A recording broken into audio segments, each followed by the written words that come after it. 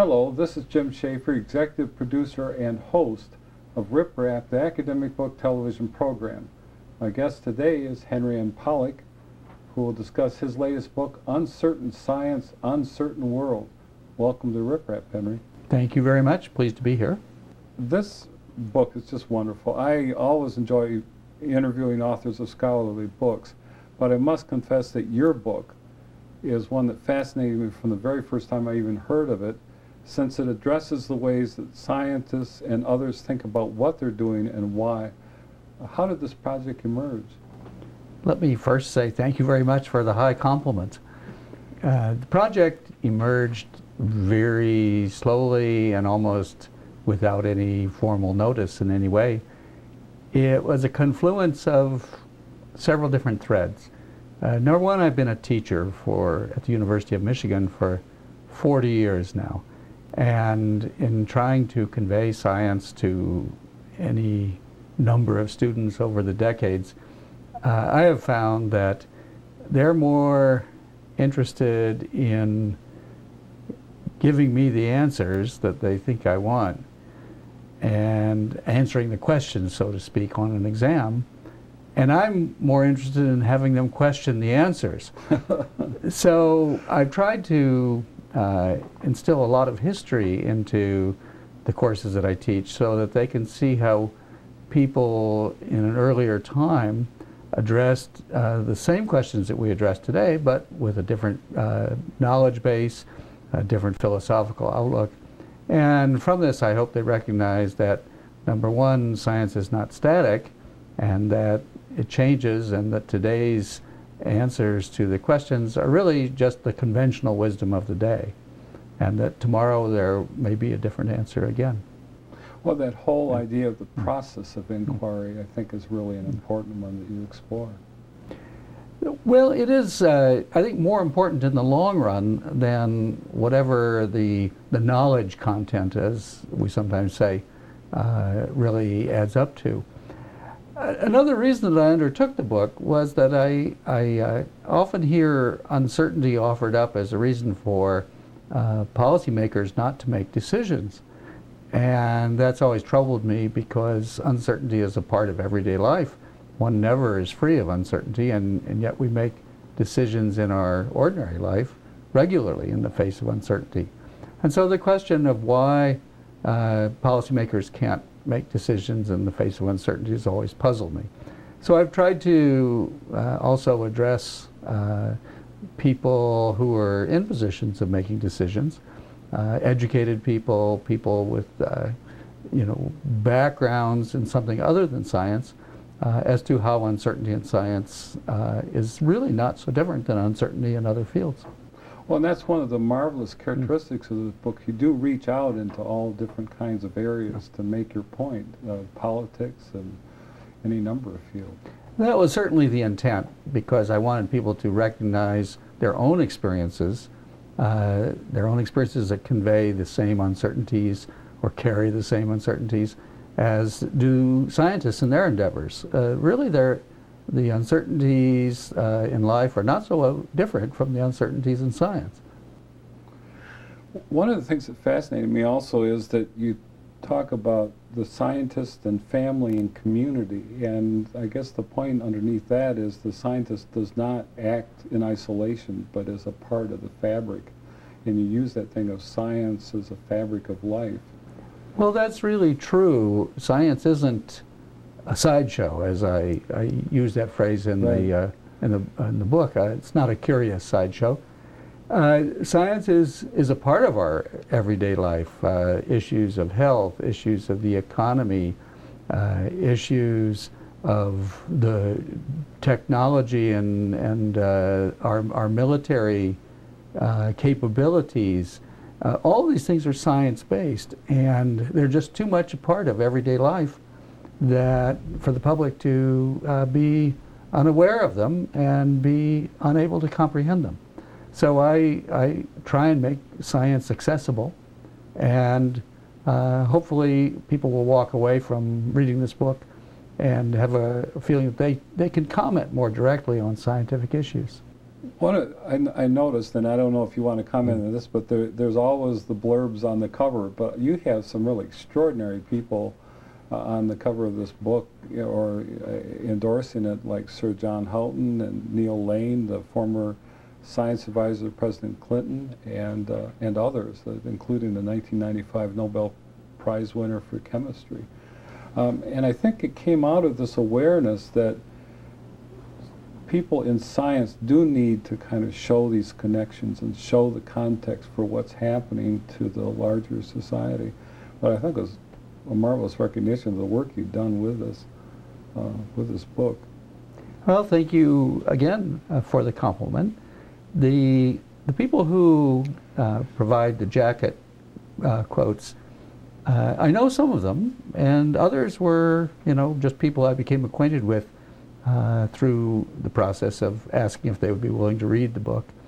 Neil Lane, in particular, who was the head of the Office of Science and Technology Policy under President Clinton, I had met, and in fact, on a trip to chat with his office and with Vice President Gore, and I told him about my ideas for this book, and he said he can't think of anything more important than conveying science to the general public in ways that they can understand and appreciate it.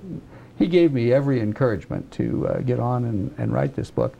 And so it was natural to ask him when the book was finished if he'd read it and if he would be willing to make some comments. So that was the background behind Neil Lane. Well, I thought, and you make the point early on in the book, in the acknowledgments and so forth, you've had quite a career yourself. I mean, you've not only talked to Rotary and Kiwanis groups, but you also have been in White House briefings. And I think that was the thing that also fascinated me. You have a perspective of a senior scholar who's been intimately involved with, some of these large issues. Well, that's true. That comes in part from teaching for 40 years. And in my department, at least, the task of conveying science to non-scientists, to teach the introductory courses, that is given not to the newest recruit as a penalty for being low on the totem pole, but it's given to the senior faculty because, for the very reasons you just mentioned, they have the experience, the perspective, and such to place science into a bigger context, a longer historical perspective than a newcomer. And so I have had some practice in trying to, in simple language, convey to usually non-scientists in these elementary courses, and non-scientists also in the Rotary clubs and Kiwanis clubs and alumni groups that I speak to. You have to speak at their level. You can't expect them to become scientists over on a minute's notice. Well, what we've found in our 6 years of doing this program is that people are interested in issues. They may not have all the vocabulary and they may not have the background, but they are interested in people like yourself who spent their lives investigating a certain situation or a challenge, and if you're able to relate to that, to them in language they can understand, then they are quite interested in it. And that leads us to another point that fascinated me about the media. And you have some very pointed remarks about the role of the media and scientists in this age of media awareness.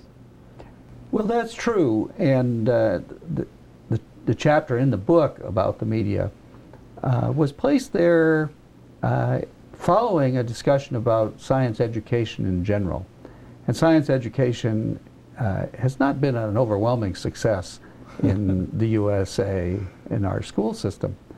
And so in coming to perhaps remediating some of our school failures, I turned to the media in hopes that maybe we scientists and the media could become partners in helping to convey science to the public. And at the end of that chapter, I reached a conclusion that that's not going to be an immediate salvation. That scientists and the media, for whatever reasons, and there are many, just are on maybe parallel paths, but not convergent paths. The scientists, on the one hand, don't like talking to the media very much because they're afraid of being misquoted or being ridiculed or looking silly in front of their colleagues. There's really no reward system that encourages it in the scientific world. And as a result, they feel awkward and unwilling, and they would much rather talk with their scientific colleagues. The media, on the other hand, usually work under deadlines. I make use of the analogy that science is like a long movie and the media takes snapshots. There's just a difference of time pressures on the way that scientists work and the way that the media has to work. And so the media want the scientist to cut to the quick, and the scientist wants to add every qualification he can imagine so that he'll not be quoted out of context. And in the end, even though both groups of people are intelligent and both are skeptical in their own ways, the media has not proven to be a follow-up that helps in the general scientific education of the American public. Well, what I've noticed, though, is on the other hand, with the 500 channels on cable television, the consumption, the need for more content is such that you find people being plugged in to answer questions. And they often try to reach to a scientist, but they want it done in like 20 or 30-second sound bites. Right. And so, like with your area about climate change, and so you'd have to get that down to something to be really simplistic and almost inane. But your premise in the chapter is that science is too much a part of the fabric of our lives to be shunned aside as a curious sideshow, which you referred to earlier. And that's really a founding premise of what this program has been trying to do for 6 years, is to take serious scholarly literature, not dilute it, just talk about it in ways that are interesting to other scholars and serious readers. Good for you. Thank you. Congratulations. So we do run counter to much of conventional television, and people are amazed that we encourage authors to complete their thoughts. You know, if that takes a while, that's okay. And that's another point that you make in the chapter about the media needs to take time to understand the complexities of what the research involves. That's really true, and I think one of the pressures of the time that the media always feels under is that they can't spare the time, they can't spend the time to develop complexity. They need a few sound bites, a few quick position points, and then move on. I recall once doing a television interview for one of the network shows, and I think they said that the interview ran for 2.5 minutes, which was an extraordinary amount of time to devote to a scientific topic. And yet in 2.5 minutes, you really can't touch very deeply on any aspect. But you also, in that chapter, talk about the garden of scientific uncertainty, and this is sort of a trope throughout your book, and maybe explain what you mean by that. I use that image of a garden in its broadest context. It's not a formal garden, although there are formal aspects to it. There's a lot of works in progress, there are a lot of weeds, everything you can imagine in a garden. Some plots that are only in the planning stages, others that have gone over the hill and have lost their bloom. It's a rich area to walk through and see things from the earliest stages of thought all the way to maturity and then withering on the vine, so to speak. So I do like the image of a garden of uncertainty, and one can see many different types of uncertainty, just as a garden displays many different botanical types. In your book, which it's a really wide-ranging discussion, I think that makes it also quite enjoyable for a number of people, a number of disciplines, and serious readers in the wider community. You indeed advocate a certain style of thinking that applies to projects both within the scientific community and to the wider community.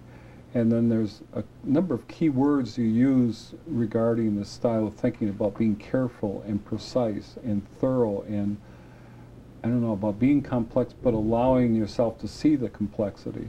And I thought that was, and also not to get too much into a rut. You use Right. all those descriptions.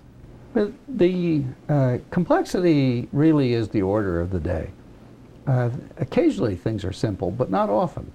And I like to recognize the complexity and let it be a challenge, and to, instead of following one line of thinking, following it until you realize that it's getting you nowhere.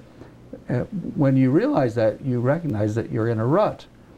And all of us have, gone down that road at times in the past. But the trick, I think, always is to recognize when you're in a rut as early as possible and back up and follow another line of inquiry. And so people have often asked, well, how do you know you're in a rut? And usually people get in ruts because they fall, as this is a scientific phrase, they fall in love with their own hypothesis. And they have just more or less blocked out other pathways that might ultimately be very fruitful. So my advice always is that you never want to narrow to a single hypothesis very quickly.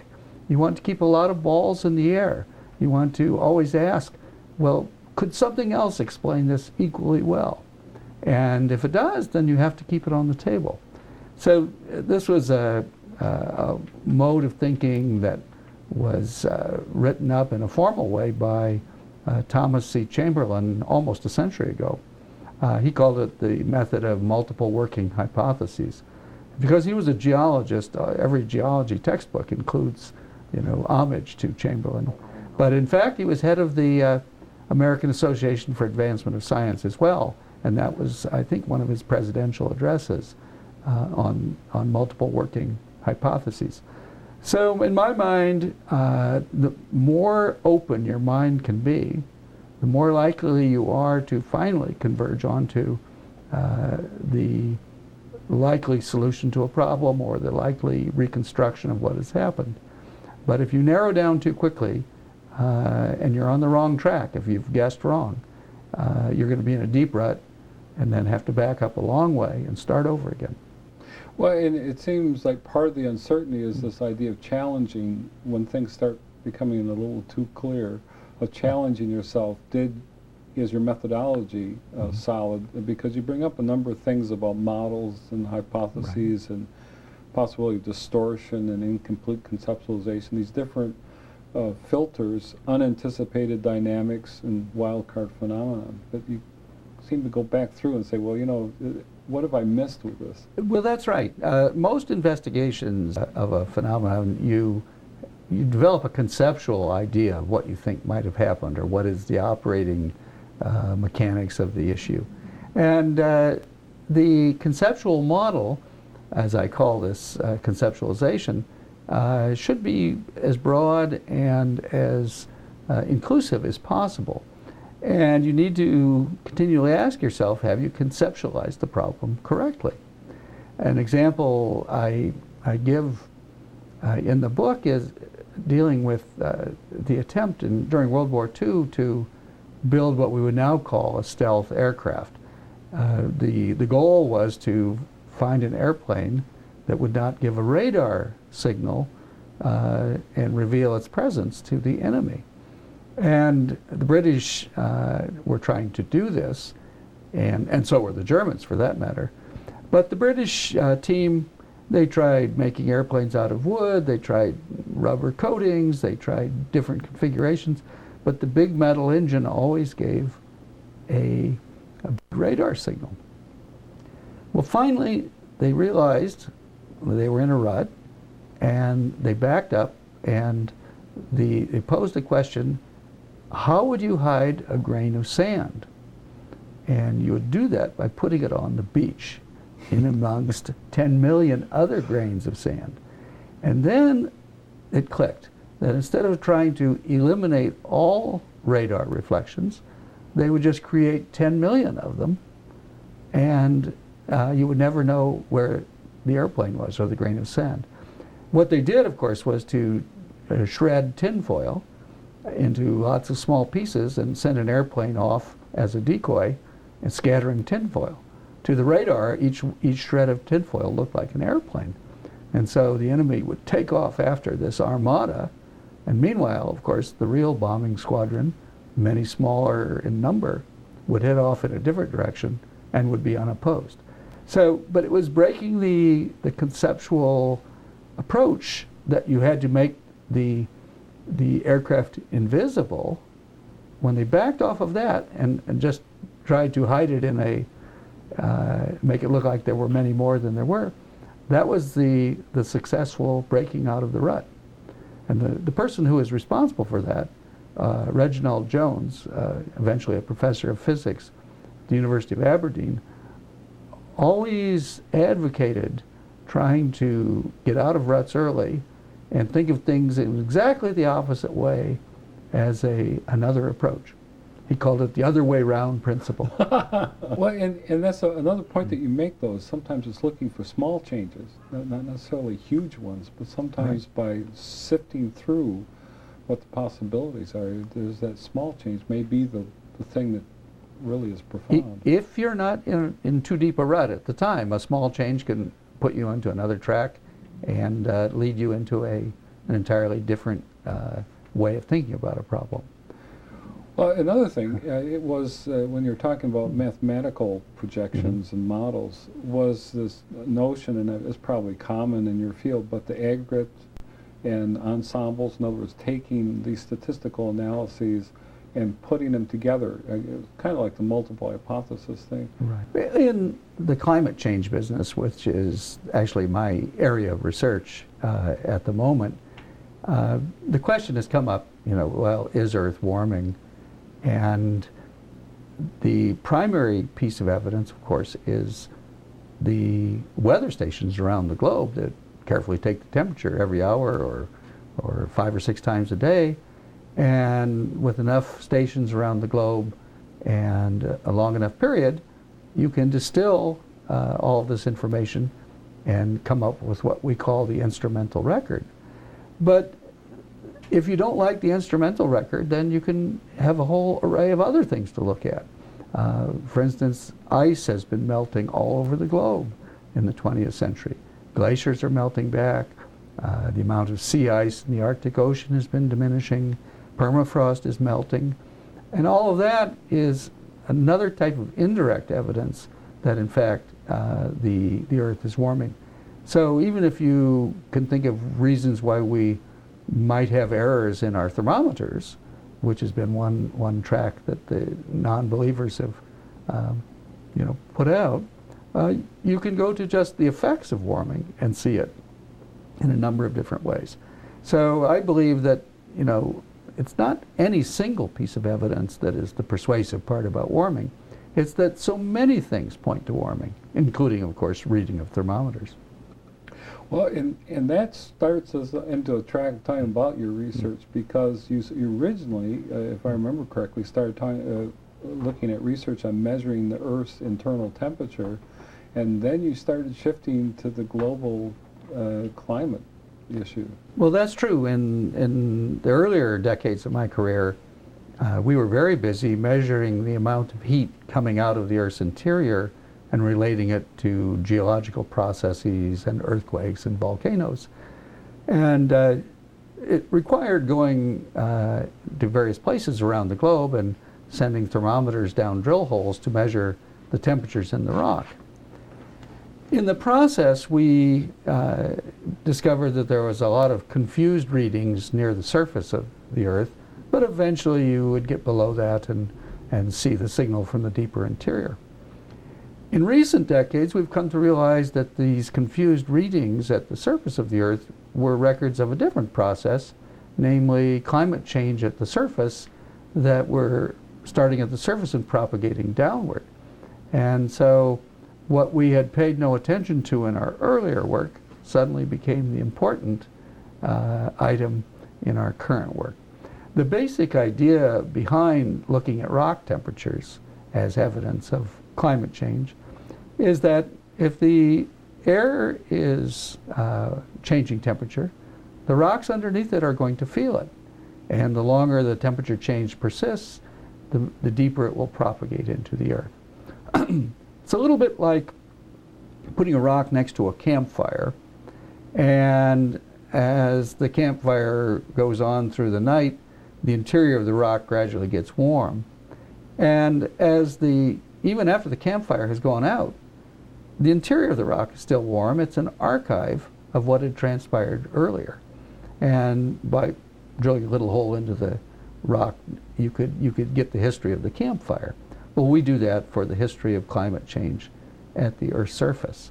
And it's quite independent of the thermometers at weather stations and the like, but it tells much the same story. Well, and I thought it was interesting that you make quite a point that the greenhouse effect is not some myth, you know, that it really is something that's measurable. Well, the greenhouse effect is a well-known effect, and climate scientists have been aware of the greenhouse effect for a long, long time, more than a century. And the Earth has probably had a greenhouse effect for most of its history. And we should be thankful for it, because it warms the Earth up so that we have water over most of the surface of the Earth, not ice. Without an atmosphere and its greenhouse effect, Earth would be much colder, and much of the surface would be frozen and not liquid. So yes, the greenhouse effect is well understood and has been known for a long time. The debate in the climate change story should not be whether there's a greenhouse effect.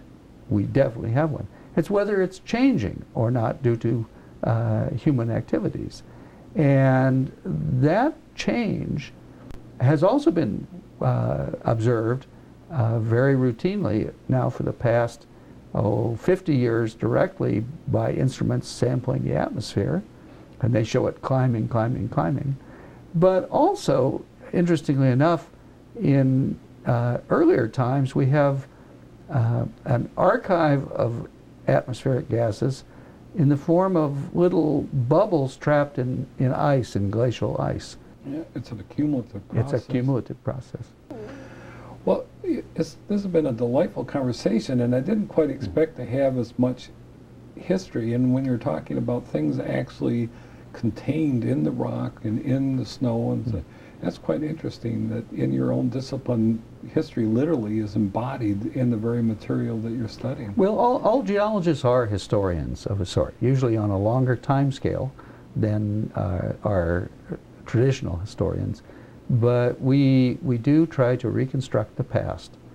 So thank you for being on Rip Rap. This has been a very enjoyable discussion. It's been my pleasure, Jim. Thank you for inviting me.